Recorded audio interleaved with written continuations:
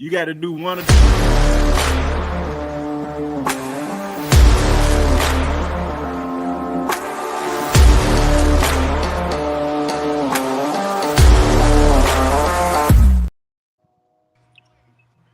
Happy Tuesday, everybody. Welcome to the Bama Center, but most importantly, welcome to the final whistle.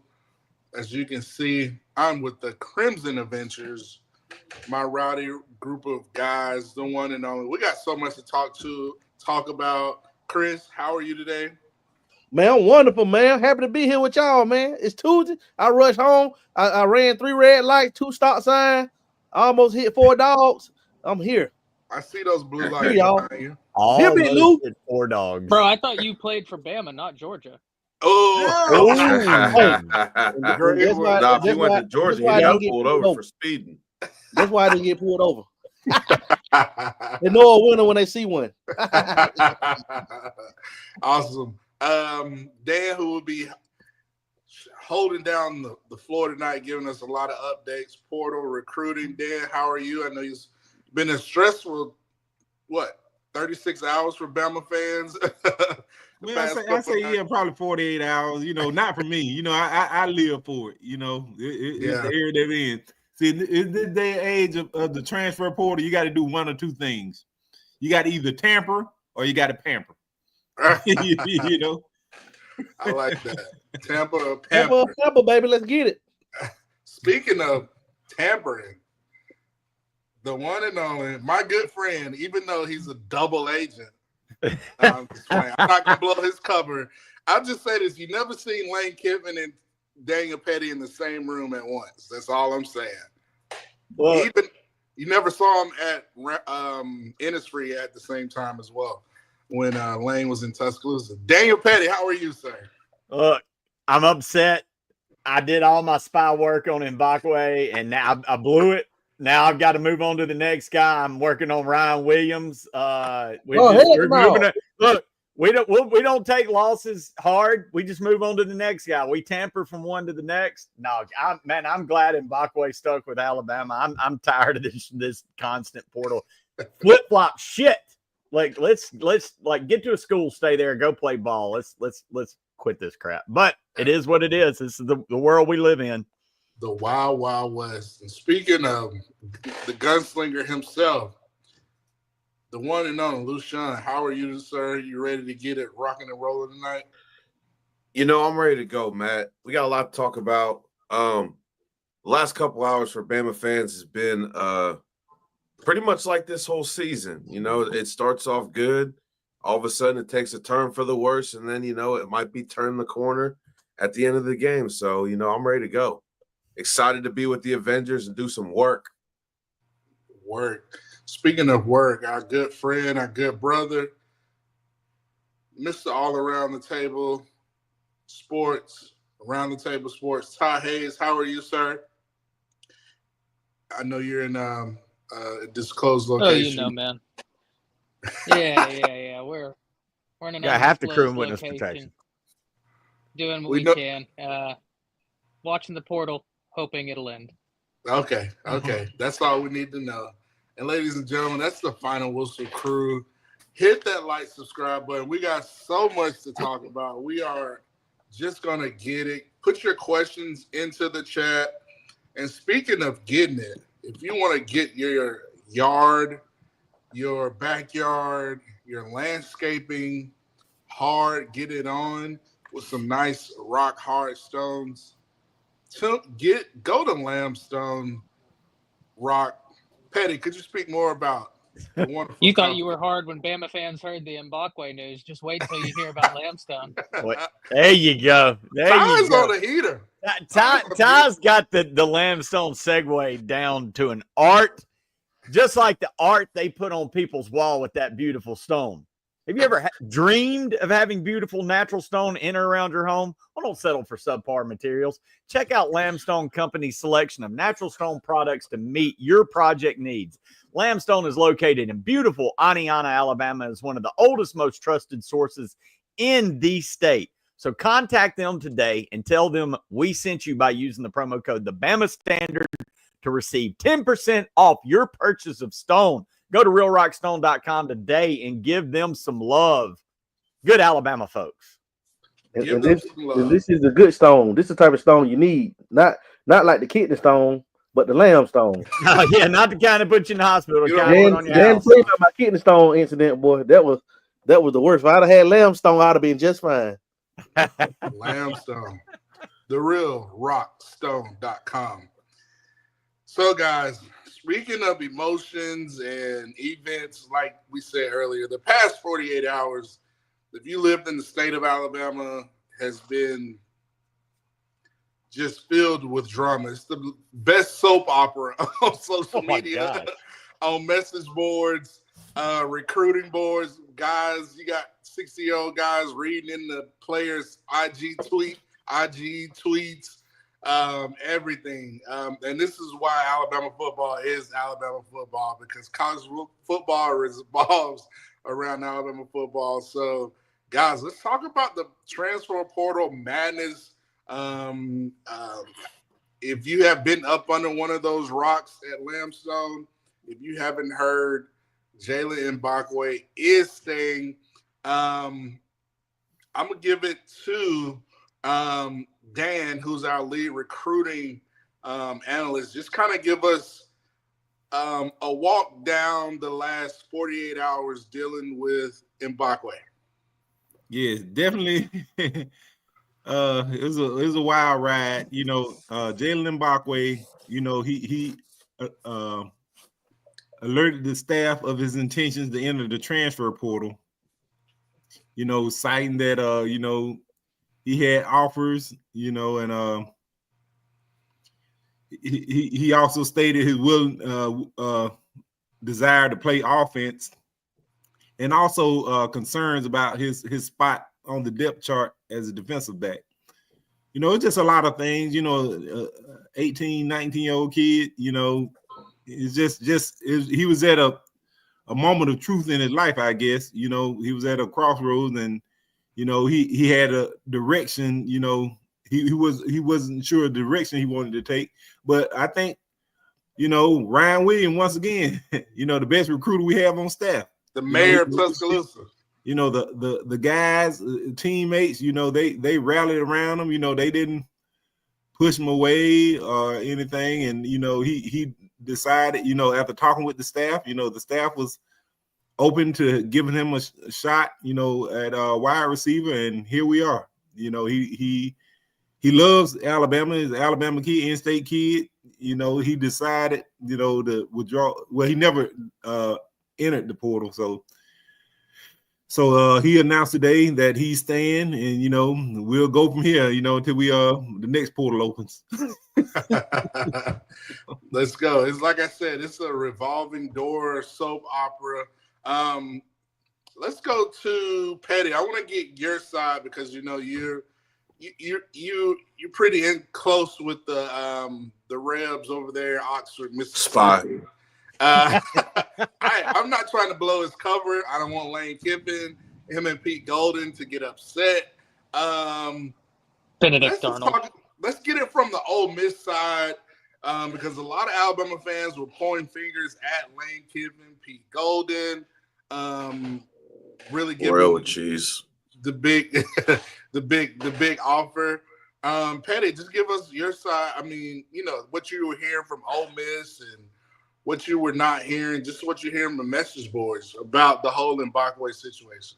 Well, you talk about it getting crazy on social media. Somebody responded to the Bama Standard post about Mbakwe entering the portal and blamed me. So it did get crazy. Funny to see my name mentioned in that world, but I'll be honest, I was kind of shocked when Mbakwe. I do have connections over to Ole Miss, and every name that's come up to this point, I'd heard. I wasn't shocked by Odom. I wasn't shocked by Haynes. You know, wasn't shocked by Otis. And then we heard Otis's number. We knew Otis was getting in the portal. I said that like before he even jumped, and people kind of, I think Sishi and people kind of looked at me. I'm like, well, I'm sorry, he's about to jump in.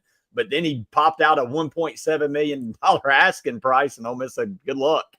But when Mbakwe came up, that wasn't a name I'd heard. Now, people later came out and said they had heard it over the weekend and were told to keep it quiet because that wasn't one Ole Miss wanted getting out, because Alabama was going to counter.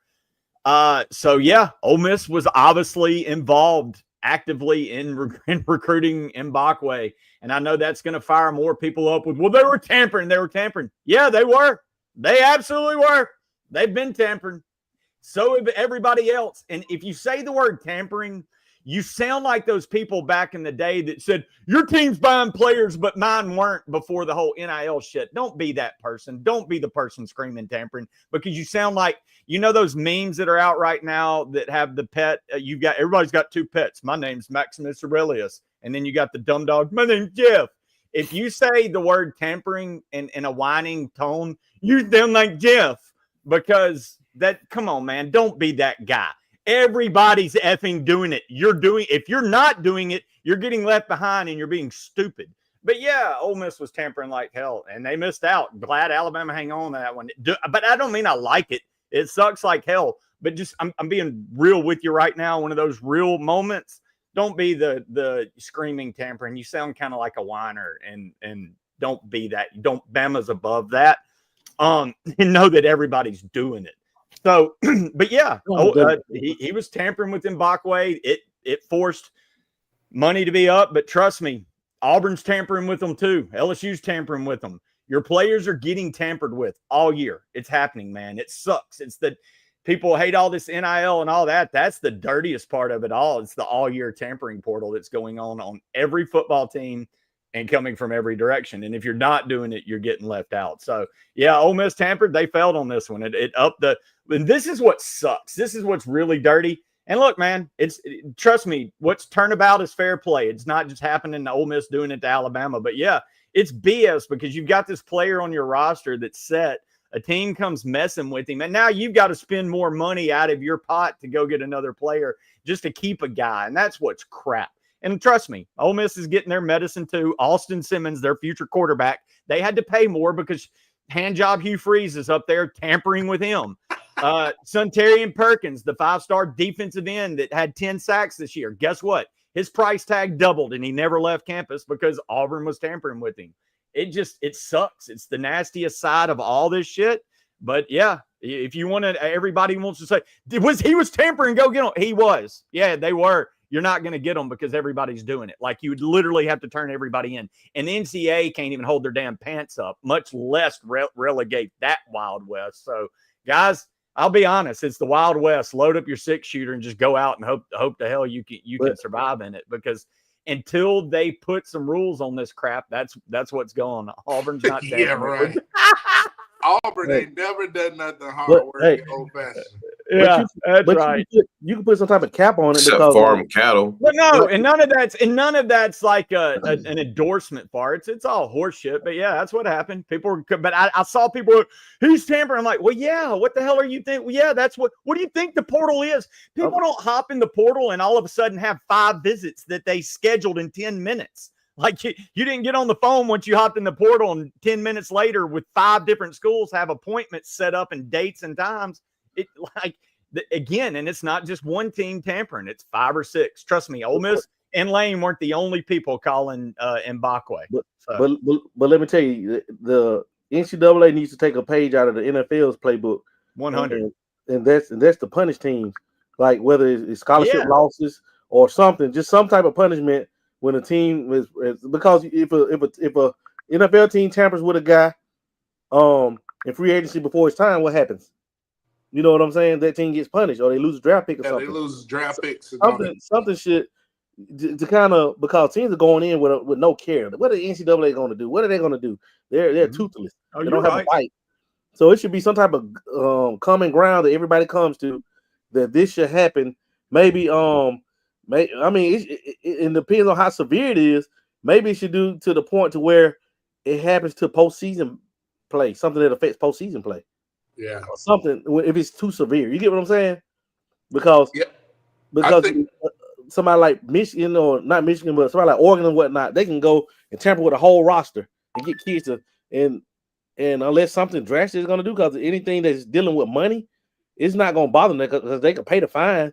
It's going to have to be something like loss of a playoff spot or no postseason play for a year. It's going to have to be something drastic to reel these teams back in.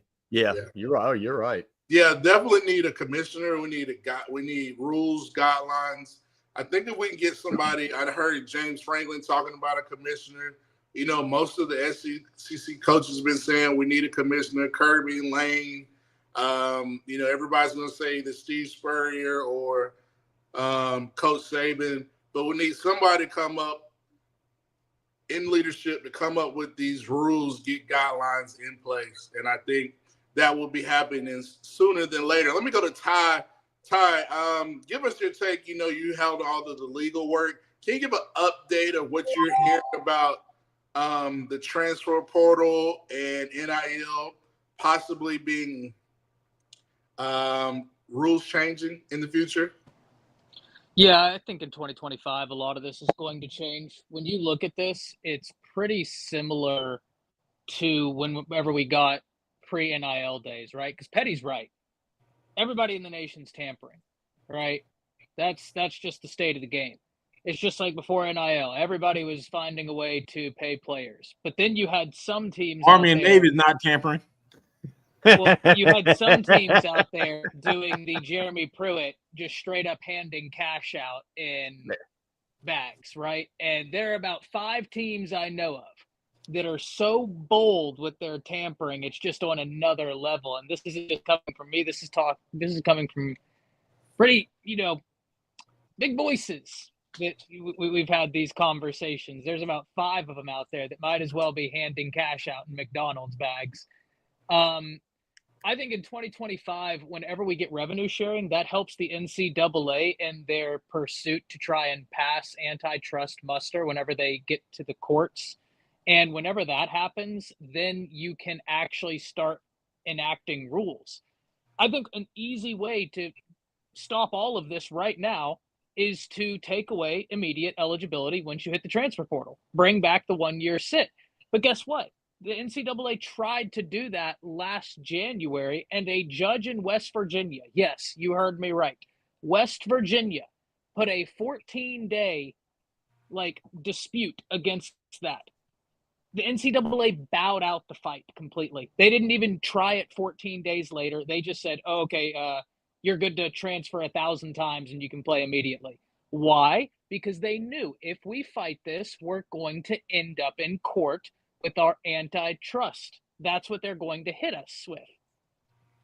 The first step to being able to do that is by the NCAA being able to say, oh, yes, we are quote unquote paying players. Guys, I'm going to take you back to NCAA versus Alston. 10 days after the Supreme Court did that ruling, NIL became a thing. But excuse my French, we're past 5 minutes in, so I can say this. The biggest bullshit I've seen in college football is the Supreme Court telling the NCAA what you're doing is basically illegal and you can't do it. And the NCAA and all of their greed passing the bill to the fans. Think about that. They're a $1 billion company who's not coming off of a damn dime. They gave the bill to the fans so that they wouldn't have to pay anything. And that's why, even though NIL is a thing, they're still not passing antitrust lawsuits because they didn't do anything. They told the universities, you figure it out. You have stuff like Yay, Alabama, where the fans are figuring out.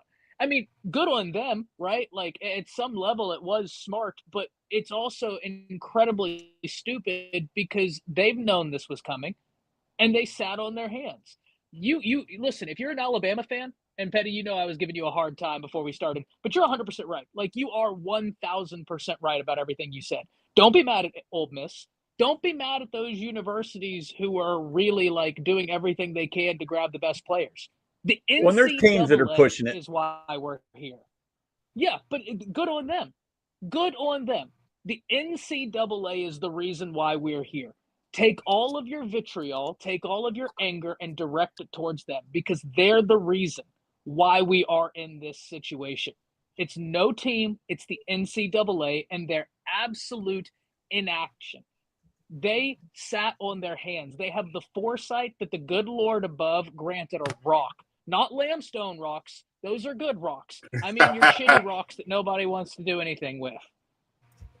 Awesome. Lushan, I want to go to you. Alabama just got a big time commit from a defensive edge rusher. I know you're big on the D line. Can you go in how excited you are talking about the commitment of Kelby Collins? You know, we got an early Christmas present. Kelby Collins is a dog. He should have, made this move earlier in his career, but I'm just excited. He eventually did the right thing and, came on home. This dude is a beast, violent hands, and knows how to finish when he gets to the quarterback. I'm excited to see what he actually can do, how much space he can eat up in Kane Womack's defense. This is a guy that is actually going to implement what you need in order to be successful in Kane Womack's scheme of a defense. So it's going to be exciting to see what he brings to the locker room and to that room specifically. I think he can elevate some of the younger guys that are in that locker room that need to be brought up and that are going to be dependent on to do a job next year. Nice. Chris, I want to go to you before I ask one more thing to Pettey. Been an interesting, 36 hours. Alabama was able to retain Danny Lewis, keep Mbakwe, and get Kelby Collins. But we did lose Damon Payne and Emmanuel Henderson. Chris, I kind of want to get your thoughts on who you would kind of be excited about, possibly maybe receivers from USC, whatever, or Miami. Who would you like to see in this offense moving forward? Well, since we're down to Matt and myself having to play receiver this bowl game, I'm running all hitches. I'm running slant routes. And if I see a linebacker, I'm pulling up. I'm not going across that middle. But I like the Horton kid from Miami, man. I think he's a stud. He's more of a, he's not really like a home run type. But he's a route. He's gonna get you that first down. He's gonna keep the chains moving. Somebody's gonna work the middle of the field. Somebody that's gonna make those tough catches and keep the offense rolling and sync, because we have home run hitters and Ryan Williams and Brooks coming in and the guy like Rico Scott. Those are your home run hitters. And keep in mind we get held back from that injury. You know what I'm saying? Hell. Yes. So if we can get him, I'm not sure. I like the thought of Zachariah Branch, but I don't want to bring in anybody that's gonna, first off, just blow the cap off what we have to pay. Number one, because that can create tension in the locker room, and number two, somebody is going to be all about myself. I need catches. I got to have my touches. I call them AJ Browns. I just think that it has to be somebody that fits fits what we're looking to do, and that's play team ball, and somebody that's looking to add on, because you got to acknowledge that Ryan Williams is the alpha. Ryan Williams and Jeremy Bernard, they are the two alphas of this receiving room. So somebody that'll come in and play their role and be willing to maybe be that third guy or fourth guy, and that's not scared of competition, because it's going to be competition every day. Rico Scott coming forward, Amari Jefferson's coming forward, Hale's coming forward, Brooks coming forward, Bubba Hampton's coming forward. Then you got Cole Adams coming back. You know what I'm saying? And who else I left off? Jared Hamilton, guys like that, man. So it's going to be competition, and I think now. And Mbakwe now too. Derek Meadows. Oh, and Mbakwe. Yeah, let's move to the opposite side of the ball. Hey, Chris, I'm glad you brought that up. As we prepare for the bowl game, we're just 1 week away. We have 4 departing wide receivers, but now we get an opportunity to see Rico Scott. We get an opportunity to see Amari Jefferson, and hell, and we might even see Mbakwe do his thing at wide receiver on a few downs or so. As far as timing, how quickly can Jalen adapt to the new wide receivers who are going to be in the lineup? I know he's familiar with Ryan. I know he's familiar with Jeremy Bernard, but what level of difficulty is there in adjusting on a fly like that to new wide receivers? Because quite frankly, he's not used to those guys in the starting rotation, so the timing and the trust isn't really there. Do you see this as a disadvantage, having new guys having to fill in for Odom and Law and so forth? Not really, because you have to understand in practice, they get reps all the time. They rep with those guys. You don't understand how many reps you see in practice. You have a chemistry already built. You know what I'm saying? From practice. You see it 1,000 times. Practice. You can do it with your eyes closed. And with Mbakwe, how you bring him in, you don't give him the whole playbook. You have a select few plays for him. Jet sweeps, yeah. Pop passes, things like that. Go routes, post, simple slants, hitches, just something simple for him to do. All right, this is going to be your role bowl game. It's going to expand in the spring, but right now, since you don't know the offense, we're going to give you this role. This is what you do, and when we call your package, that's when you come out. So it may be 10, 15 plays, if that many a game, maybe 3 touches, maybe 5. But it's going to have to open up because Law's gone, Prentice is gone, Henderson is gone, Odom's gone. So that's a lot. And maybe Mbakwe coming back at the right time to play receiver. Yes, and that's a lot of routes that had to be run. So, like I said, I'm not worried about it because I think Rico Scott's going to eat. Dan told you I had high expectations for him from the day he stepped out. Amari Jefferson, he's big time. He just redshirted. He just got caught up in the law jam. So this is actually a blessing in disguise because now we're pushing out guys whose ceiling was right here as far as compared to what we have, because guys like Rico Scott and Amari Jefferson, they have much higher ceilings as receivers than Kendrick Law, who's kind of like a tweener, and Kobe Prentice, who's limited. I appreciate what they've done for, but I felt like we've actually kind of upgraded addition by subtraction with these younger guys in this bowl game, and it's like no pressure, man. We already, this is no playoffs. This is no pressure. We can go in this game and throw whatever to the wall and see what sticks. No pressure on these guys. So I expect our young receivers to step up and play well against Michigan. I'm really interested to see Hamilton. He's a guy that I feel like has a great ceiling. He has great ability, but just kind of has gotten lost in the shuffle. Mm-hmm. How much of an asset can he be in this game? Like you said, we've got guys that need to be replaced. Can he make an impact here against Michigan? I mean, my gosh, their top DBs will be out. So if ever there was a time to showcase what you can do, it's against Michigan. Let me ask you, Mason Graham out? Yes. Yeah. Okay. Graham, Will Levis. Oh, the running okay. back. Good. Yes. Will Johnson's out. I mean, but they still. You gotta understand, Michigan still has a deep defensive line, man. They rotate a lot of kids. But check this out though. Because last year we talked so much noise about Michigan, I'm not gonna talk noise about Michigan this year. Me neither. Put in our mouth. But I think that Hamilton, his experience by him already knowing the playbook and everything is gonna help out as far as guys when it comes to just the offense going and the offense running itself. You get what I'm saying? Like the routes have to be run. But what I expect to see, guys, without lack of receivers, I think you might see a lot of 12 personnel, 2 tight ends, 1 back, 2 tight ends. That leaves 2 receivers on the field to kind of cut down on. You might just see Oots and Dupree, or Dupree and Cuevas, and Ryan Williams and Burton Bernard. A lot of that, 1 back, and especially with Justice Haynes gone, you're gonna see some jam definitely, and you're gonna see some Rich and Young, and you're gonna see some Hill, and you're gonna may even see some Riley. So I'm excited, guys. How about y'all? Well, yeah, I'm excited. Honest, I think he hit the nail on the head, because I think our offense was at its best when they were using more tight ends. You look at Georgia; they utilized a lot of tight end play, opening it up in the middle. I think you have the tight ends to be able to do that, and Cuevas is going to be a threat next year. Go ahead and get him some play.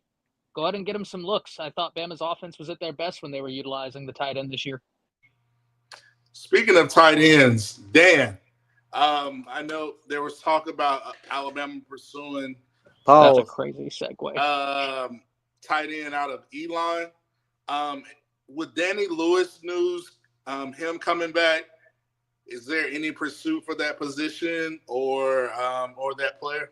No, Alabama actually done at the position, and in fact they canceled the visit with the receiver target.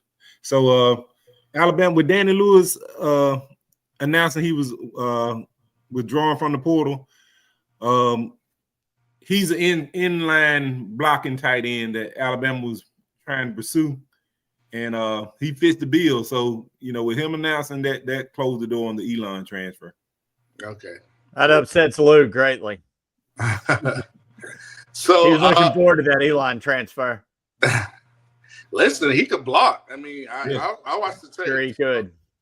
Yeah. Hey, but man, where did he go to school? It said portal madness. Like, this is like the natty light of the portal. The real portal madness happens after the bowl season when it opens right back damn up, and then you're really gonna see some names come in. So I'd actually be very, like Caleb Taylor talks about Conception. Man, that dude's like he's a receiver. It's kind of small. You don't want to spend the money on a guy like that. There's going to be more receivers and skill players, and I know Lou wants some more meat, some hogs. You're going to see that in the after bowl game portal, I believe. Creatures. Beast. Wouldn't mind if Bama would take a stab at Sadir Mitchell transferring from Texas. There you go. Never know. Creatures. Ouch. Oh, I just hit my knee. Sorry. So guys, I think we covered it. We're just glad Alabama's fans are, excited, and listen, it's part of it, going up and down the roller coaster of Alabama football. Pettey, I got a question for you later. I'm gonna save for later in the show. So guys, let's shift from on the field to on the court. There's been a lot of non-SEC conference haters out there. I'm going to leave this question to Dan, Chris, and Pettey. But is the SEC the best conference in basketball as of right now and in history? Pettey, your hands up first. You go first. Or are you waving at Lane Kiffin in the My man's doing the Princess Diane wave down there. He's okay. ready to go. Hell yeah. The SEC's 144-20 right now, and that's not just against the Mercers and Elons of the world. That's like against power conferences. They're 55-17 against power conferences. 17-8 against the top 25, and a lot of close losses. Man, Kentucky's got pelts against like Gonzaga and Duke. Bama's got Houston, Rutgers. North Carolina. The SEC is just. There's 5 legit teams that can win the title out of the SEC right now with Bama, Auburn, Tennessee, Kentucky, Florida. And then there's 9 teams in the top 25. So there's 6 other teams that will just rock your damn world any night. There's not an RPI bomb in the entire used to be there would be what they call quad 3 and 4 teams. Now you would have 1 or 2 of those in the SEC that you would go blow a game on a Wednesday or Saturday, and it would just bomb your RPI. There's not an RPI bomb in the SEC. It's literally looking like 11 teams are going to get in. It is the most dominant conference of any sport I've witnessed. I think more than 11 may get in. More than 11 has a chance to get in. It's nuts. Chris? Oh, it's without a doubt the best conference in basketball, man. Just by the ACC challenge, what they did to the ACC they should be under the jail for what they did to those guys, man. Like Bama went to North Carolina and won. The only 2 teams that lost were Auburn at Duke, and Clemson beat Kentucky. And Auburn blowing it, not surprising, but yeah. Chris. And pause. But I think we that talking basketball or soirees. After hours at Hughes Place. You crazy man. But yeah, but I think that that like man, we may have a chance to where we may have multiple SEC teams getting 1 seeds in the tournament. Overall, 1 overall seed, man. This is going to be the most anticipated and competitive league play I've seen in a while. I still like our Tide to be the favorites of the league, but you still have I think the 2 teams that are going to challenge them at the top, where it's 3 teams. It's 3 teams: Auburn, Tennessee, and Florida. Then you can't sleep on teams that are good like Ole Miss, Ole Miss is good this year. Oklahoma is good. Texas A&M. Texas A&M is good. Yes. Texas Mississippi A&M. State's good. Kentucky's good. Kentucky's top right higher than Bama right now. Mississippi State. Look, dude. I just named that's 9 teams right there that I just named, and all of them are ranked. And I'm not talking about Georgia's got a lottery pick. These are like top 20 teams. You got the teams like we just talked about this. Missouri, Texas, who's new to the conference. Like it's gonna be Vandy, even though Vandy got a new coach and they're 9-1. With a new coach. South Carolina is the worst team in the league, and they're 7-3. And they have a chance. They play Clemson. And if they beat Clemson, man, all bets are off for the league play this year, man. Because I'm just excited, man. Same. And I can't wait January. They're up by 2 points with 3 seconds to go. Who? South Carolina. Over Clemson? Yes. Whoa. And they're the 16th ranked team in the SEC. Over the top 3 their women's ACC team teams. is incredible, though. Like I'm not like their women's basketball team. Is No, that just goes to show how good the SEC is. And think about it, it's not that South Carolina's a bad basketball team, guys. You put them in any other conference, and they're challenging. You get what I'm saying? This is just how deep it's like baseball. This Clemson team beat Kentucky a week or so ago. Yeah, I mean, that's one of the few SEC losses in the Big Ten Challenge, and this is a Kentucky team that's beaten Duke and beaten Gonzaga. The SEC's stupid, man. Yeah, I mean, we're talking about SEC basketball like we used to talk about SEC football now. That's crazy. So, yeah, do you think the SEC wins it this year? I'm not going to throw a conspiracy out there, but I'm going to keep it positive. It's all about the SEC, and basketball is rolling. We got to get the football back rolling. But I would discuss the college football playoff, them dropping a ball on an island. But before we go to on an island, let's go get dangerous in the danger zone. Get dangerous, Lou. With the one and only Mr. Graves.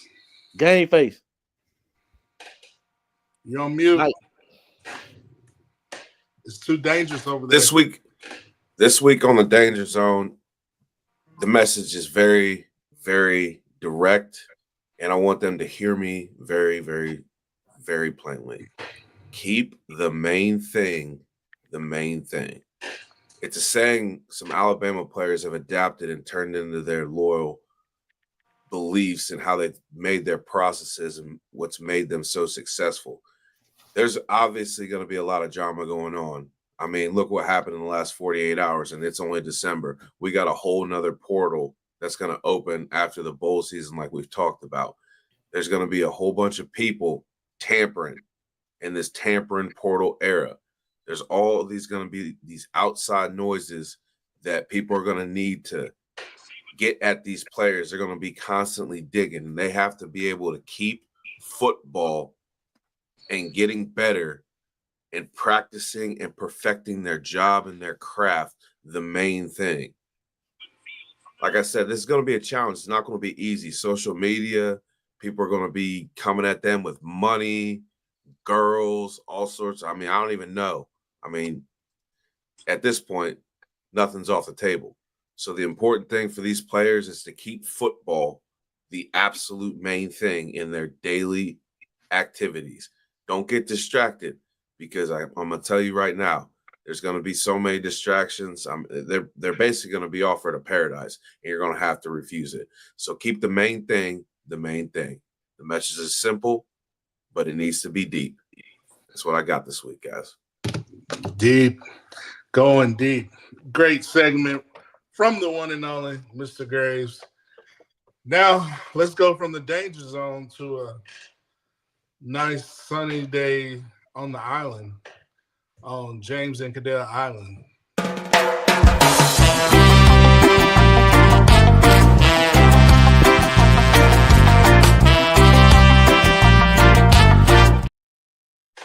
Welcome to On an Island with Chris, James, and Matt Cadell, where we discuss, position groups on the island, DBs, receivers, or in my case, offensive coordinators named Nick Saban.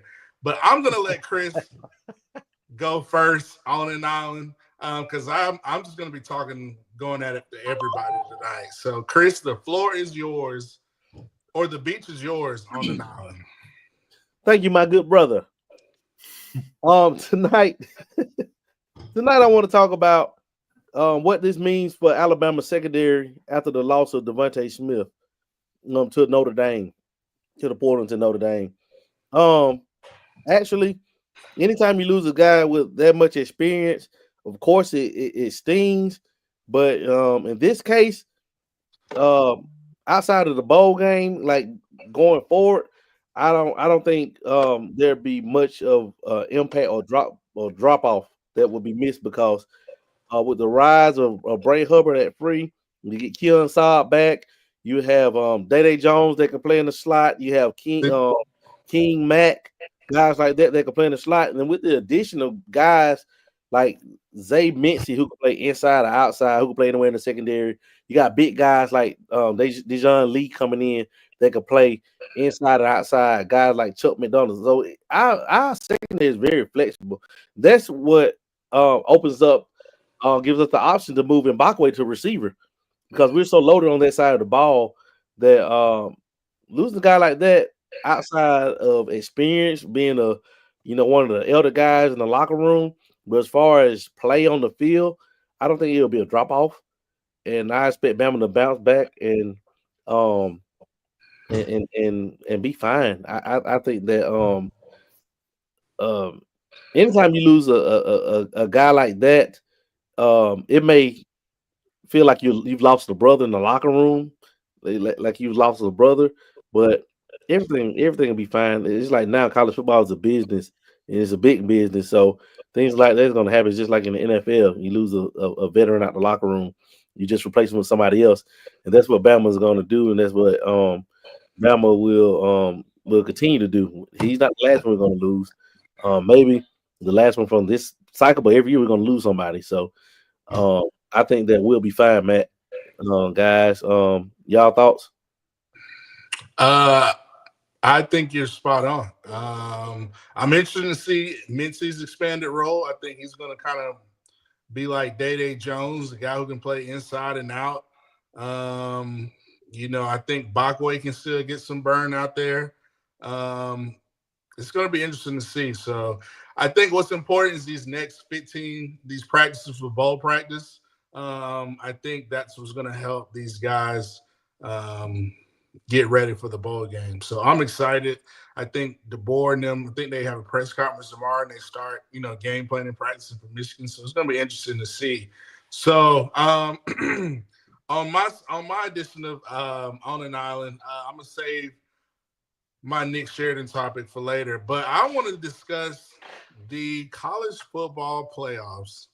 An interesting take came over that it is more expensive to get a ticket to the ReliaQuest Bowl game for Alabama and Michigan than it is to get a playoff ticket.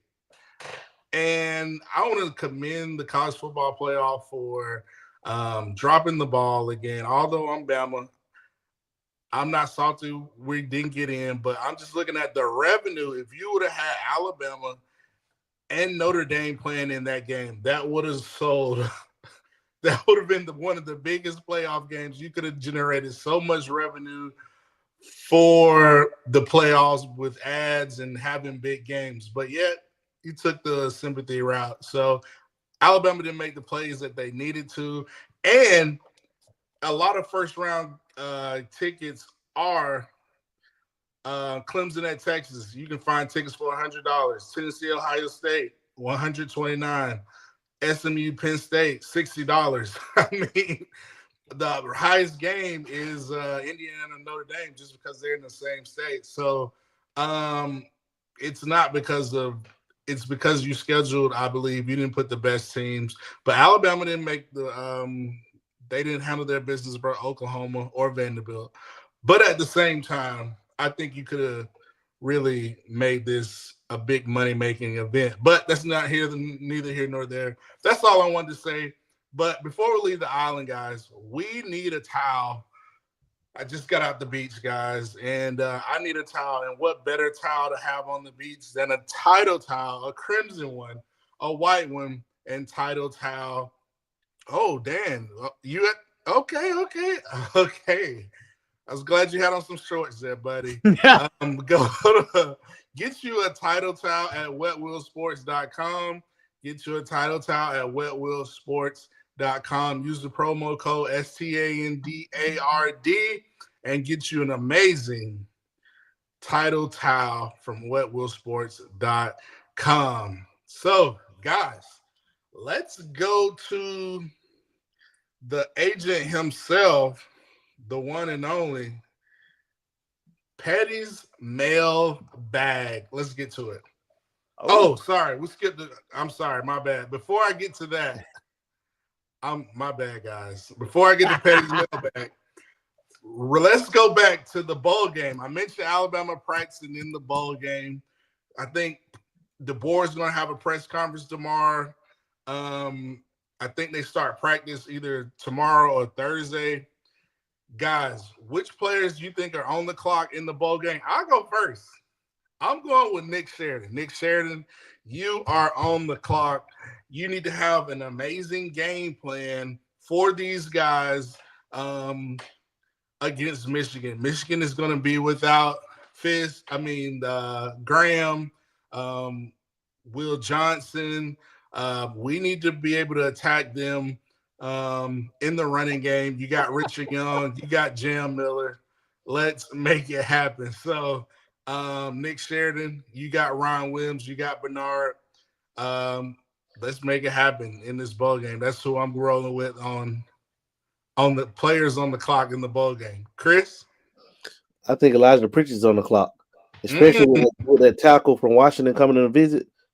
He's on the clock, buddy. Better believe, bet your bottom dollar. I like it. Dan's on mute. Yeah, I think we're actually looking at him on the interior. You know, he could play. He's a swing guy, but I think we're looking at him on the interior. What about the tackle from Texas A&M? He's a same interior. Okay. Dan, who do you got on the clock? I'm gonna pull a Chris. I got a couple of them. I'm gonna name about 7 of them. No, oh my God! Why I gotta be called pulling a Chris? Yeah, I ain't did that about a year. Y'all still on me. We're proud of you. We're proud of you. Always bringing up old shit. But my guy that's on the clock is Richard Young. I think he has a nice opportunity ahead of him this game. He has an opportunity to establish himself as RB1. With an awesome performance, which he's capable of. One more I want to name is Danny Lewis. You got a huge opportunity in front of you, young man. You're going into year 4, so it's time for you to really make a statement, and it starts with this game with the ReliaQuest Bowl. Lushawn. Keon Keeley. It's time. I feel like they've had some people leave the defensive line. Hopefully they're shuffling it up. There might be some other exciting things going on in that little room right there. So I think it's Keon Keeley's time to come out and get violent. Let's go, Keeley. We're pulling for it. Ty Hayes. Yeah, I'm also gonna. Sorry, Chris. I'm gonna pull a Chris, and I've got a few for you. Dan took one of them. I completely agree with Richard Young. Right, I think with Justice not being there, it's a great time for Richard Young. I think he hit the nail on the head there. I'm going to give you 2 more. The other one, with Damon Payne hitting the portal, James Smith, right? Like, his role is going to increase. We already saw him as a guy that looked to be breaking out this season. Everybody on Twitter, right? We even have people in the chat talking about Roach, and the first thing you'll hear is like people saying, oh, well, there hasn't been that elite defensive lineman since Quinnen Williams. I would retort that injuries have derailed some guys, right, from having consistent seasons, and then you have the scheme change. So I think it's deeper than that. But James Smith looks to be a guy that could be the breakout defensive lineman that Alabama fans have been wanting. Great time for him to do it. And my last one, Jalen Milroe. I think Milroe is going to be going pro, and what a great opportunity Your last game, maybe, right? Because I do think he's going to be getting a very high draft grade. His upside is insane. I think that whenever you go to Michigan, he has a great game in the season, giving these guys in the NFL, these scouts, great film. They're already going to be looking at the Georgia game where he carved that Georgia defense up. You do the same against Michigan. I know Michigan's not having some of their better players, but it is Michigan. They're still a talented team, right? It's Michigan. I think Jalen Milroe has a great game, giving those scouts more to think about come NFL draft time. Ty, before I hand it to Pettey, numbers-wise, what do you think a great game would be for Milroe? I think if he's at like 300 yards passing and just shy of 100 rushing, that's a great game. And I don't think that it's going to have to take throwing the ball 42 times, right? Like, how many times this season against LSU, there was the pass that it was raining, of course, can't blame the wide receiver for that. But Ryan Williams had that would have been 55-yard touchdown, then the same against Auburn. You get a few plays like that against a Michigan secondary that isn't at full strength. Yeah, I mean, it's a big play type offense. I think Alabama can have some big plays. I think he could have a big day throwing the ball deep to the wide receivers. And I think some of these wide receivers like Rico Scott are going to want to go out there and prove something. So they're going to be excited if their number's called to have that big play. Got it. Pettey, interesting to hear your take. I don't think people are really going to like my answer. If you're going pro, if you're a senior, I think you're going to get in the portal, which I think the coaches have a good idea who those guys are. I've got all you on the clock. You're probably all on a pitch count. I mean, are you wanting to win this game, or what are we wanting to do here? Because I'm like, this game doesn't matter to me. I want to see the future. Like, let the guys play a quarter and have their send off, and then let me see the future.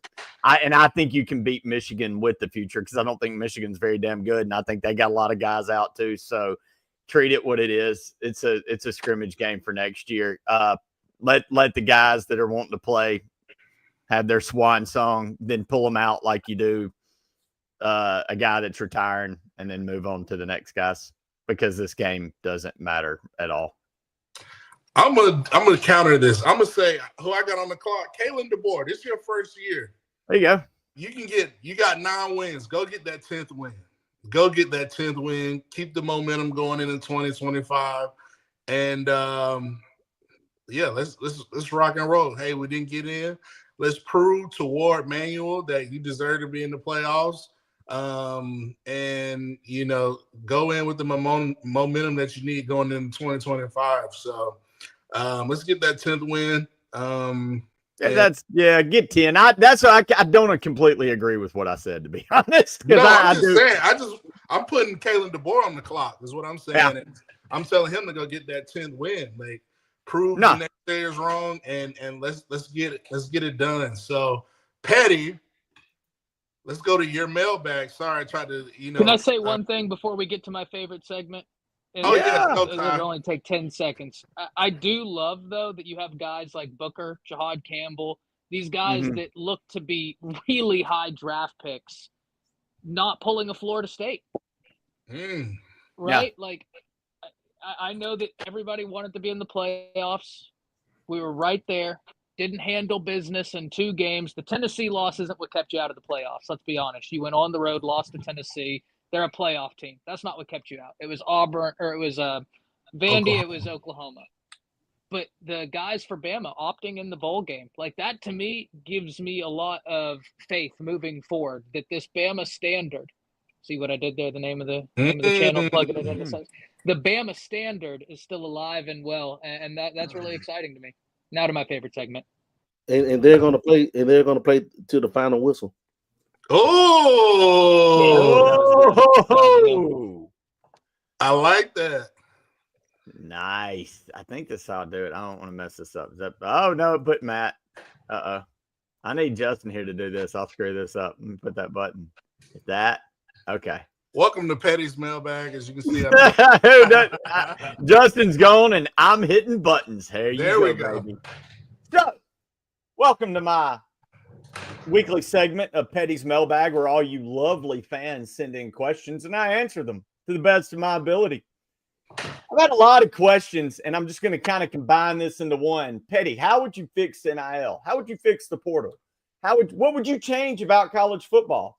How would you fix this? How would you fix that? So I just summed it now that the season's coming to a close in one pretty little bow of a question that I'm just going to answer for you. Now that the season's coming into close, what would you change about college football, Pettey?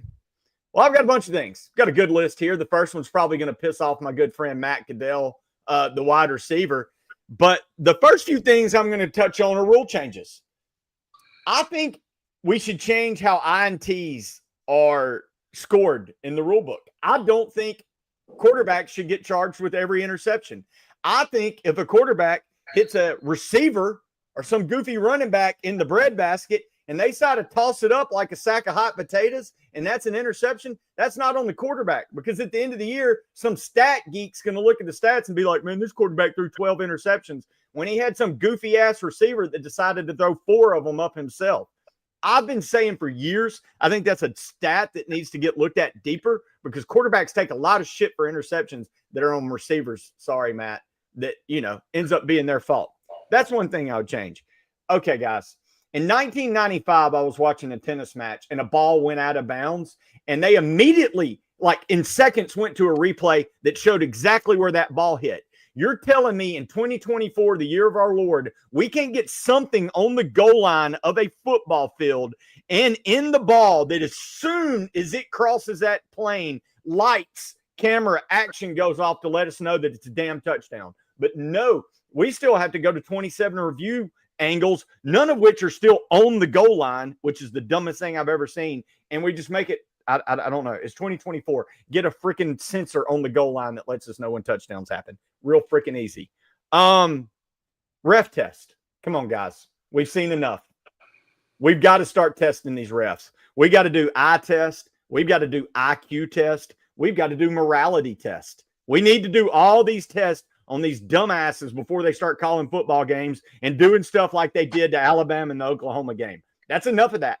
We pay all this money for these football games, and you're going to get shit that changes games off crap like that are just make-believe calls. We got to end it. Morality, IQ, eye test for all refs going forward. Next change, 2-point conversions. That's the dumbest shit in all of sports. Why do we do that?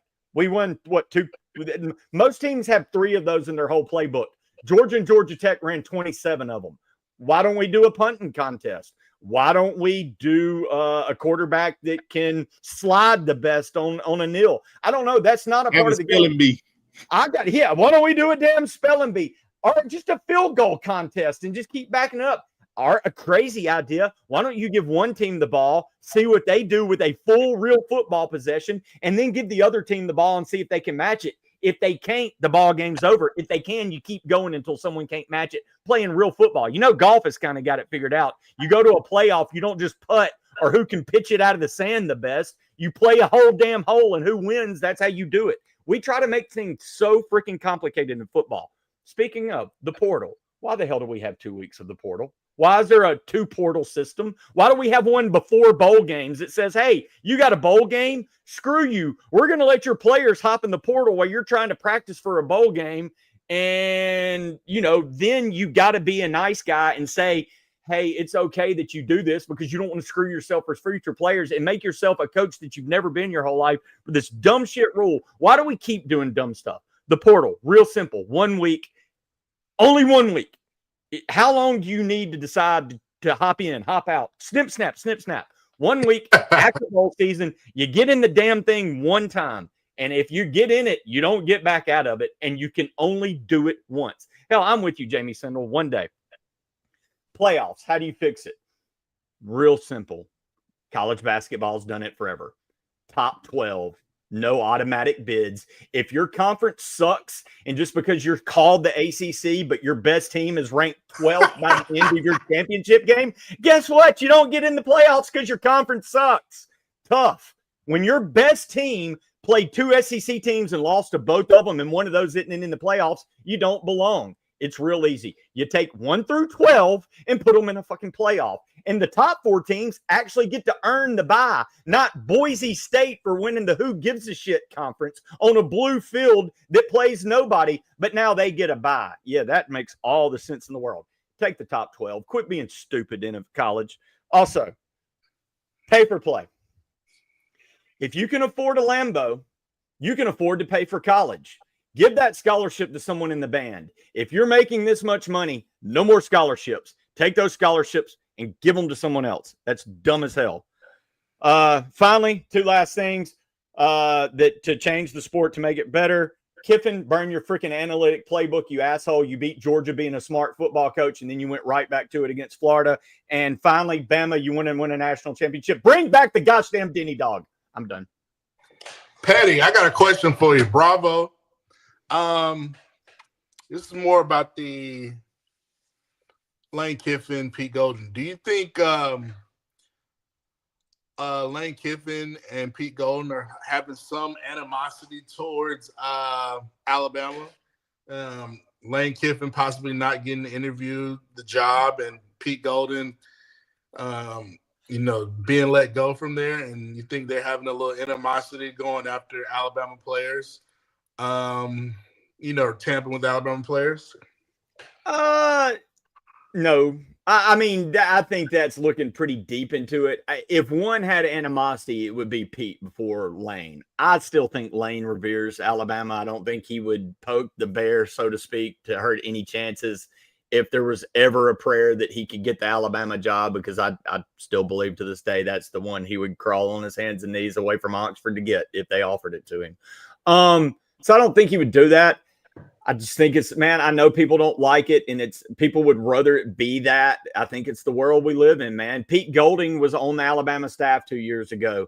These players, he's got relationships with all these defensive players. If he catches wind from these coaches, hey, this guy ain't happy with the new regime. This guy might want some more money. He's probably going to go after him. But look, Ole Miss has done more damage to Arkansas than they've done to Alabama, and they've actually gone deeper into LSU as well. I just think it's kind of coincidence more than anything, but it does kind of look right for the picking because, it is Pete and Lane, and they've got those relationships. But I would, if it was that, I would probably say more Pete than anything, because Pete caught hell. Lane's pretty loved around Alabama. Pete was kind of the red herring scapegoat for all the woes that were going on, with the defense. But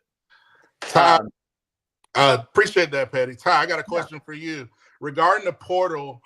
I know they said Ole Miss has probably had the #1 portal class. Any other winners in the SEC besides Ole Miss?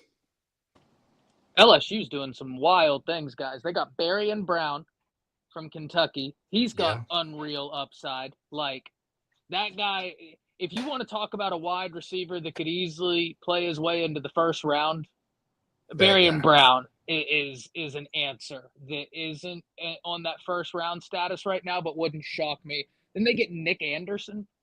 Nick Anderson was just shy of 1,000 yards his freshman season at OU, averaging over 20 yards per reception. Hurt his hamstring at the very beginning of the year. They tried to rush him back. It didn't work.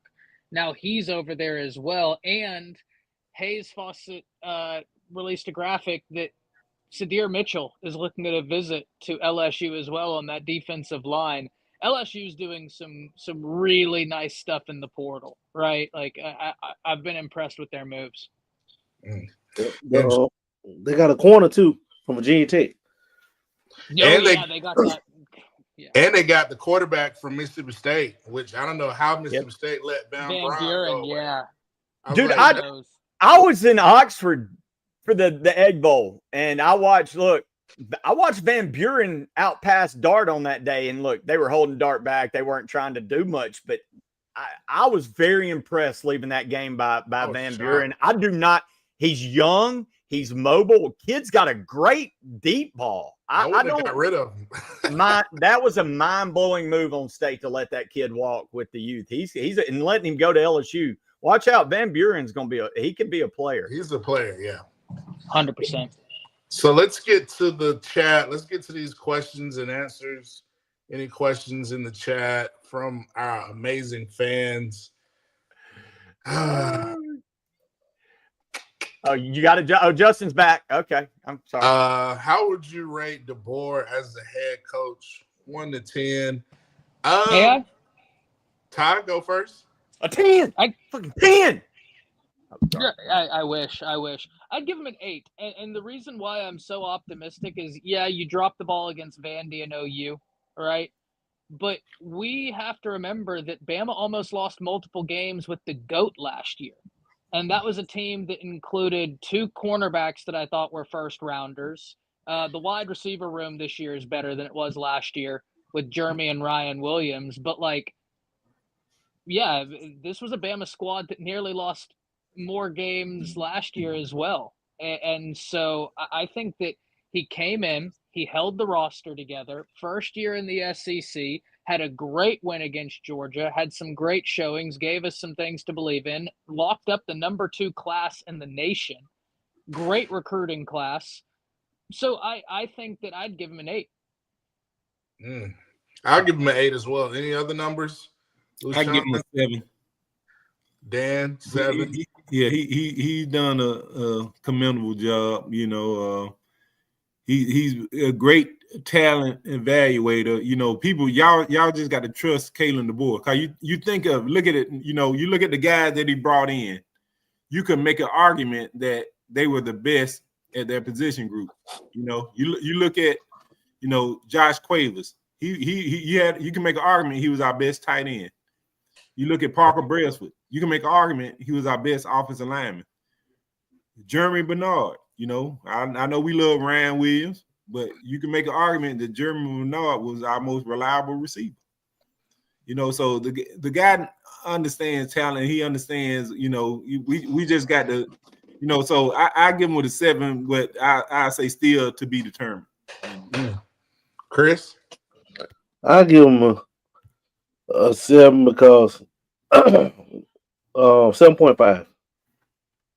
All right, because no type of commitment can. Is it a 7 or 8? I don't know, man. Because you lose to Vandy, that's just hard to give it an 8. That what we pulled in Oklahoma worse. Yeah, you lose that's kind of hard to give it an 8. But the 7, but he's won more games than any first-year Bama coach. But it's not like he's walking to the same situation that they were walking into. But then again, we had 20-some kids transfer out. We lost some dudes now from last year's team that was supposed to be on this year's team.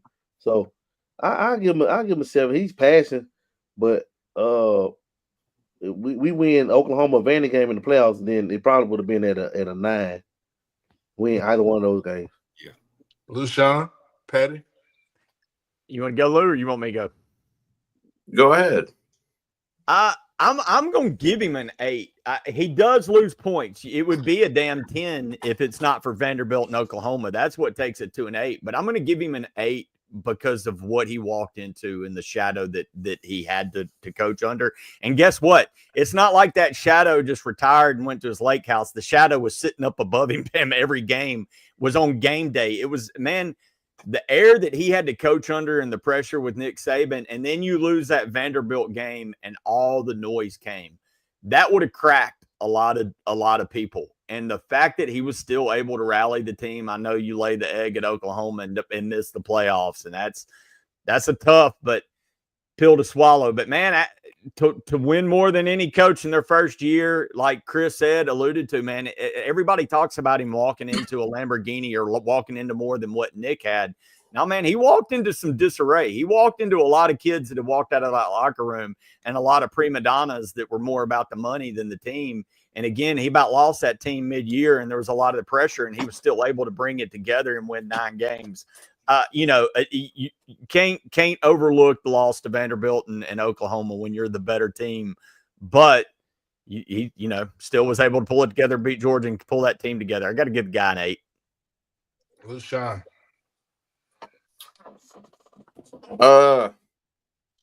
This is kind of a tough one because I'm wanting to give the man his flowers. On the other hand, I am who I am. So for me, he gets a 6.5.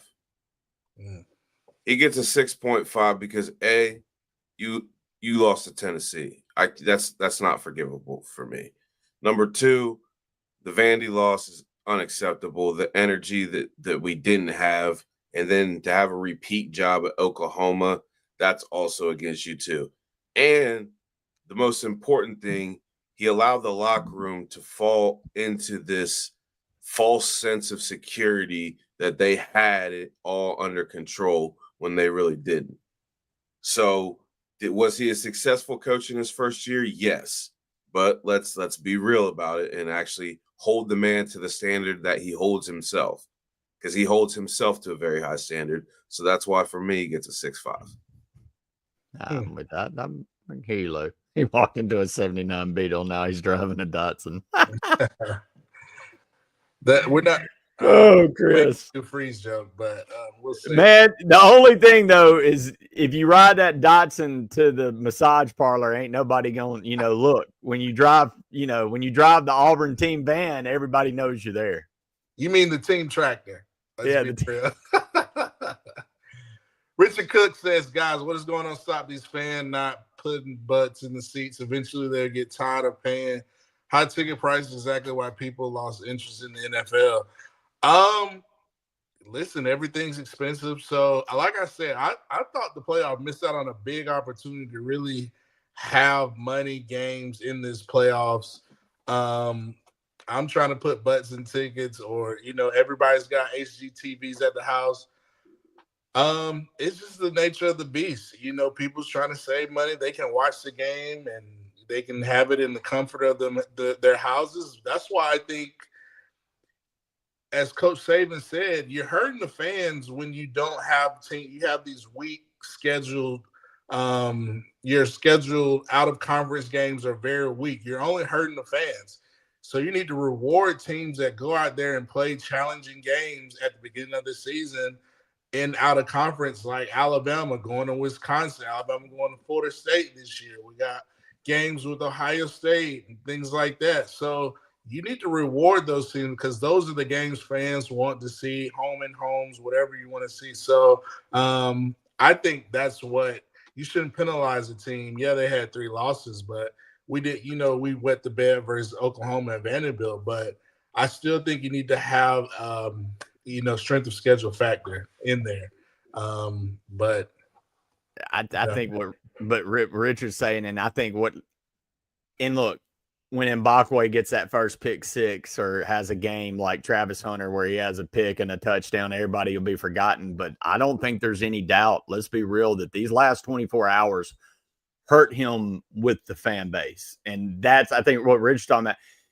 Until fans stop showing up and supporting what this new product is, and I said this on our show last night, people bitch about NIL, they bitch about portal. Football's broken. We hate it. It's chaos. It's not the same. Yet TV revenue numbers are going at record rates right now. So they're saying the exact opposite of what fans are screaming. So Richard, to your point, yeah, you're right. But right now, people are still watching. They're still turning out. They're still putting butts in the seats. But until, enough events like the Mbakwe saga over the last 24 hours, which is a kid that helped you get Ryan Williams and was really a fan favorite. When that starts hurting, man, you are going to have some fans that think on that Saturday that drive maybe 5 hours to get to Tuscaloosa that say, you know what? These kids don't give a shit about us. Why don't I watch it on my big screen in my man cave? And that way I can go watch some other games after. And that's where you're going to see the product. It may not happen now, but it's going to start, because stuff like these last couple of days are going, let's be real, that's going to start eroding even the truest of fans. Won't. Oh, $1. Got him. When Cameron was in Egypt land, let my Cameron go. Got 1 him. sheet, 2 sheet, 3 sheet, 4. Someone earlier said, hey, is old dude in the bottom right alive? Blink twice. Listen, guys, I think the only thing Alabama needs to do is win. You'll put butts in seats. They win and they show. Caleb Taylor says, question, y'all think Mbakwe plays offense, defense next year? We'll try to make What sheet till we make the playoffs? Yeah, I think we'll I think Mbakwe will play offense and defense. Let's go, Dan. Answer the B part of this question. Regarding about receiver depth, Rico Scott, Jalen Hamilton. Do you see Mbakwe playing both ways versus Michigan? I think that's the plan. Yes, I expect to see him implemented to the game plan. It's gonna be in the first half. We're gonna see how that goes. You know, it won't be deep into the game. You know, it's gonna be within the first few scripted plays, whatever. I expect to see Jalen Mbakwe in some capacity. Got it. You fill in for the Ty Law package that we waited on all flipping ass season. Should we go after Ra Thomas from Georgia since he's in the portal? Hell no. Did you become an all-male college? Because I don't think you want him around the ladies. Yeah. If anybody from Georgia, what about that linebacker in Pumbaa that went to IMG that we were high on, but he chose to go to Georgia? You think we should go after him, Dan? Sam something? Penda. I don't expect, we're gonna see, like I said, we got another portal gonna be opening soon. Then spring portal is no telling, so you want to be patient, do your due diligence. You want to bring guys in, of course, but everybody that you bring in is not everybody that you're gonna push for, if that makes sense. So yeah, I trust the staff and the support staff and their ability to evaluate talent and get the right guys into the program. Got it. Dan, who will be our next commit? Okay, I'm gonna predict on Christmas Eve that we pick up Zion Gibson, cornerback 2026. He's announcing on Christmas Eve, so I think that'll be our next commit. What about Horton, the receiver? Any smoke around him? Yes, I like where Alabama sits. So yeah, well, that may in fact make me change my answer, but right now I'm definitely firm. I'm very positive where we sit with Zion Gibson. I'm just laughing at Chris. This is hilarious. He's trying to hold it up, man. His head is so big, man. We need to put him in a neck brace. The old linebacker pad, the neck collar. The cowboy collar. Yeah, we're gonna start doing it like first take, man. I'm gonna be Stephen A. What's that? That's blasphemous. Blasphemy. Chris, you're hilarious. You have entertained me the last 5 minutes. Somebody hit him with a tranquilizer dart. Oh, I thought he might have been at Rose Towers. Everybody around that 44-minute mark. Look at Dan. Man, get that drool out your beard. Dan was like this, man.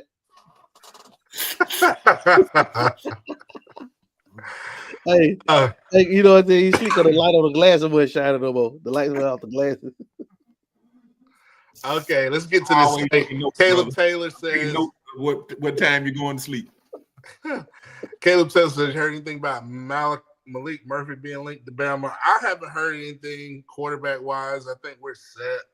I heard Malik Murphy possibly to. It was talking him at Auburn, but that ended with Jackson Arnold. I heard Kentucky, but then I heard Kentucky bring in Colzada or something. So I forgot where Malik Murphy might end up. Malik Murphy transferred to Bama. We might well keep Miro.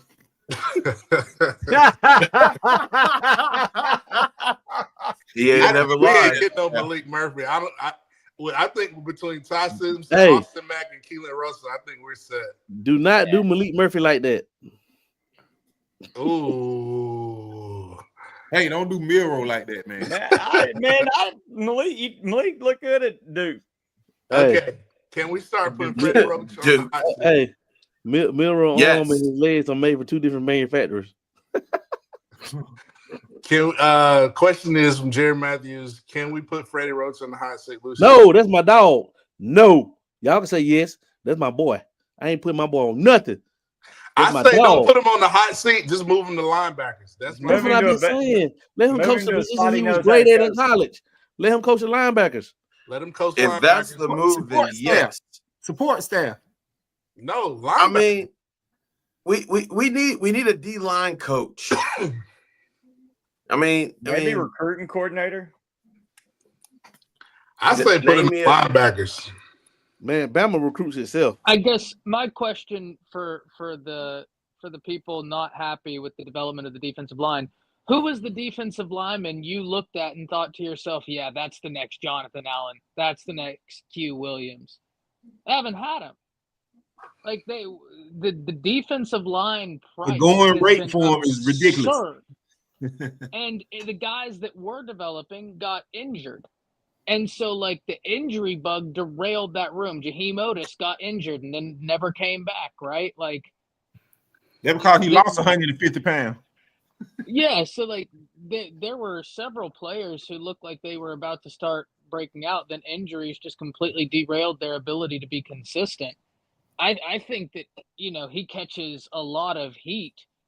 And I get it. You haven't had a Jonathan Allen. You haven't had a Payne. You haven't had a Q-Dub, but like, who was the guy that you thought was going to turn into that? But that's still him recruiting, though. Not if the going rate is absurd, right? It's Alabama. We shouldn't have to. I'm just saying, but it's Alabama. They don't care about that, man. These kids don't care about that. Peter Woods. Well, then they need to fork up the money. Then Peter Woods bring is me the a guy that we space should have had, and you blame Pete Golding for not ever talking to the kid until a day before he committed. That wasn't on Roach. That was on Golding. So, like, that's then Roach should have went there. No, Roach had him in the bag. Like Roach had him in the bag. Yeah, what's the book on the Payne kid? Wasn't he a 5-star coming in? Why didn't he develop, or is he just a bust? I mean, he was getting some play this year, but he really didn't fit as well, in my opinion, into the defensive line scheme that we were running with Saban. He was much better suited for what we were doing this year. That's why I was a little bit surprised, because he was getting some good play this year. But either way it goes, the defensive line has not been dominant in wreaking havoc under Roach like it has in the past. No, I'm telling you the problem is because we rotate too many guys. James Smith gets in the groove, Overton gets in the groove, next thing you know, they off the field. Don't rotate so many. Let them do work, man. Either way it goes, I think it's time for a change. Change is good. Well, the last couple of years we've been playing 1-9-1 defense, 1-9-2 defense, so 9-1-2 or something. I believe a lot of the time there was 3 of them out there, and they still got ran through. So I think we need a change. I'm gonna firmly stand on that. 227 then. I'm gonna let Freddie Roach go. Do we bring back Bo Davis? If you can bring back Bo Davis, you bring back Bo Davis. But is he going to leave his alma mater? He's not going to leave LSU. Like, he ain't going to have no choice. He ain't have no choice. They pull another donut this year. Yeah, it's going to be hard for him. Maybe next year, but I don't know. I don't see him leaving LSU.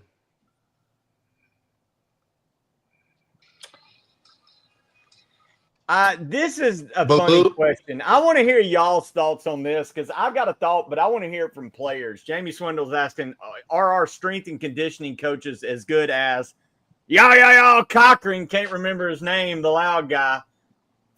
I think every strength and conditioning coach is, that last guy sucked. This next guy is going to make us bigger, stronger, faster.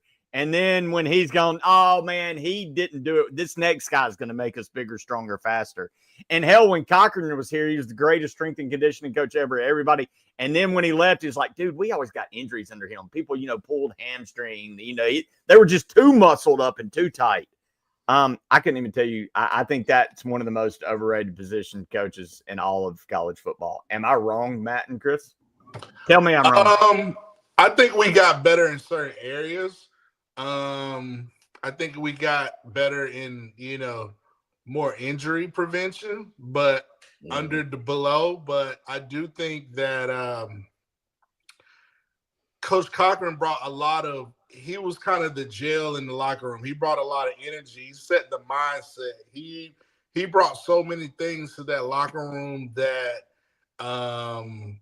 just the passion, the drive, the energy that you cannot it was just priceless for that locker room. So it's a win-win. You know, we did have a lot of, you know, like lower leg extremity injuries, but at the same time, he was breeding monsters and killers in that weight room. Yeah, beast. And all we needed to bring back the tube people. socks. That's it. Just bring back the tube socks. We had just killers on game day. Wasn't nobody lacking energy. So, you know, it's a give and take. So you know, below's good, but you know, and prevent injuries. But does he bring the juice? Are we bringing really being physical in the weight room and stuff like that? So, you know, that's kind of my take on it. Matt, the answer is obvious. Bring back your strength and conditioning coach, Coach P. I'll bring Coach Pollard. Coach Pollard, dude, I'm gonna tell you, man, he's probably the best strength and strong conditioning coach that we've ever had. Dude was phenomenal. Do they all play that role of the rah-rah guy, or is that just Cochran took that on? Just Cochran. That's just Cochran. Okay. Yeah. Cochran, you just walk in, you just spray deer antler spray all in your face, and then you just walk in and start with Coach Pollard, that's the strongest I've ever been in my life, dude. Like, oh, really? Dude, I was benching almost around 400, squatting around 5, power cleaning like 330. Like it was. I'm serious, Matt. Chris, wasn't about like 80-85% of the team benching over 400. I mean, you had a wide receiver. Roberto McBride was benching like 430. Dude, you had Dre Fulgham, a wide receiver, bench press. Oh, he was benching 450 easy. Ray Hudson was like 470. Ray Hudson was a stout. Shad Williams was benching over 400. That dude was a beast. We had receivers and corners benching over 400 routinely. Mm-hmm. Bring him back. Not me. Pollard was the man, dude. What were you benching, Matt? 520? Most I got was like 325, 315. Yeah. That is confirmed. That is confirmed. I was in the weight room when it happened. 500 went there. Let me tell you who was the strongest. D was really good. Dan did beard curls.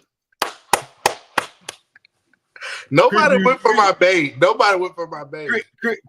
Chris used to do the shake weight with no weight, with a different weight. Chris, you ain't supposed to do it with that. You're supposed to use the weight. No. Pause. You'll go blind for that, Chris. I'm gonna have to put the pause on it. You gotta shoot your eye out. You gotta put your eye out. Well, listen, guys, that's we're gonna wrap it up. Pettey, how can they reach you, follow you? We know you're incognito. You work for both. You're a double agent. When I'm not spy. Half the shows here at the Bama Standard, I'm spying on everybody that Alabama has to help Lane Kiffin tamper. Any tamper, and I can help tamper. I mean, we have a tamper-aware party. You know, we're like Tupperware parties in the 80s. We have tamper parties. Outside of that, you'll find me all over this network. You'll find me Thursday talking basketball, going hard in the paint, 7:30 with my boy JT. Herb, who actually was with me last night on the opening kick, which is my other show. You can catch me on Monday night, 7 Central, the opening kick with my man Smoke. Smoke just he wasn't there last night to tick everybody off, but I'm sure he'll be back Monday to make all y'all just happy. But more importantly, Tuesday nights, 8 Central, with the baddest bunch in the Alabama sports talking lore. The Avengers here at the Final Whistle every Tuesday night, chatting it up with these crazy ass guys. If you're paying attention tonight, this is what we do. Dan, how can they follow you? Of course, you can follow me on X at the Final Whistle Dan. Catch me every Tuesday night right here with my Crimson Avengers, 9 p.m. Eastern, 8 p.m. Central. Tomorrow night, I want all of y'all to tune in. Tomorrow night, Wednesday, 7:30 p.m. Eastern, 6:30 p.m. Central, the Crimson Dynasty on this very channel. You know, with my co-host C.C. Payne and JB. Y'all have a good night. Hit that like and subscribe button. Thank y'all for participating in the chat, and taking your time out on a Tuesday night to spend with us, and look forward. I wish all y'all good health, and y'all next no show next week. So it's Christmas Day. So y'all enjoy time with your family, because some of us will be working Christmas Day. Y'all think of Final Whistle Dan come Christmas Day. I think you eat another slice of my red velvet cake. You better not touch my red velvet cake. Chris, how can they find you?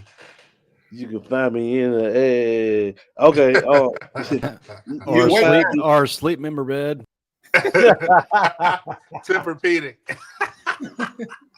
You can find me. Chris sleeps on a futon. Where are we at with that?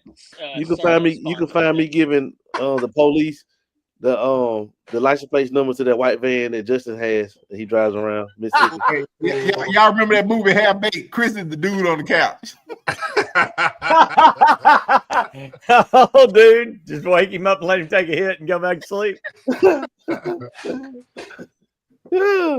But y'all crazy, man. You can find me on Facebook at Chris K. James Sr., on X at Coach Chris James, on Instagram at final_whistle_Chris. And you can find me here Tuesday night with the Avengers, with me being tired. When I sleep Brian to get on here because I have a long day. I've been up since 5 this morning, but I'm ready, baby, to go back to sleep. So y'all have a good one. He's been feeling me at the nursing home. I've been filling in for Dan. He can't handle it. Lucian. Miss Loretta giving me a hard time. That sounds like an exhausting job, guys. Oh, Goldfinger. Is that what y'all call it? That's a diamond down there. Damn. There ain't no diamond down there. You can find me on Facebook and Instagram, Lucian Graves. You can find me on X, Rolu241. And on Tuesday nights exclusively, you can find me on the greatest network, on the greatest show, talking about the greatest team in all the damn land. And we roll daggum Tide over here. Ty? For a second when Pettey was going, I thought he was playing. Have y'all ever seen Super Troopers? Yeah. I thought he was playing the cat game, seeing how many times he could say tamper in a sentence. But right meow, you can find me on this panel. You can find me whenever I start doing some content again over at Around the Table Sports, but pretty much anywhere where they'll let me have a mic. And listen, everybody, have a Merry Christmas. Roll Tide. Enjoy your family. Enjoy some good food. And you can find us back here before, I guess, game week will be next time you catch us for Alabama-Michigan game. But enjoy the holidays. Have a good night and see us on our next show here at the Final Whistle. And we like to end on those two words. Roll Tide, everybody. Merry Christmas. Roll daggum Tide. Christmas.